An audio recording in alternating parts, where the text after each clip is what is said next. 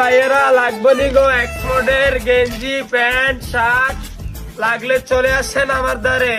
ভাইয়েরা লাগলে চলে আসেন।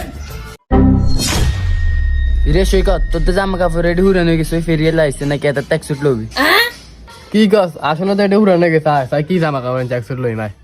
এই কাকা খান খান।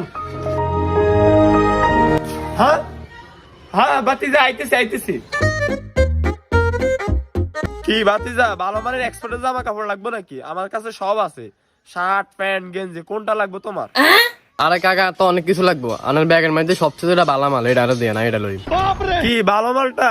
দাঁড়া তোমার এক্সপোর্টের একটা ভালো বিদেশি গেঞ্জি দেখাইতেছি।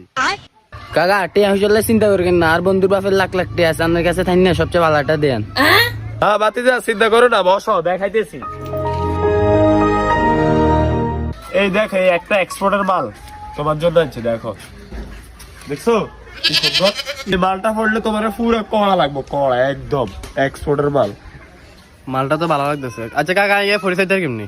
আরে ফাইবারি বাড়ি, ধরো এদিকে আসো, তোমার ফরাই দি।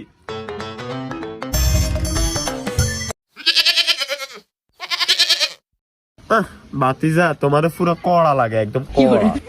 কি কন কাকা গেঞ্জিটা মানে খানের কাছে বালা ফ্যান আছে ওকে দেন চাই।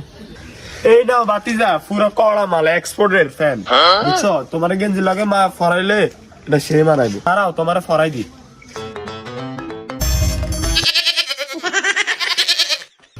ওরে কাকা রে আনার এটা কি দিছেন কাকা? শেয়ার লাগতো তো। আরে কাকা আনার এটার দাম কত? তাই কোন দাম কত? আরে বাতিজা দাম বেশি না, তুমি 1950 টাকা দাও ফ্যান্টার গেঞ্জি। 1950? আচ্ছা না খানা আব্বার আনি।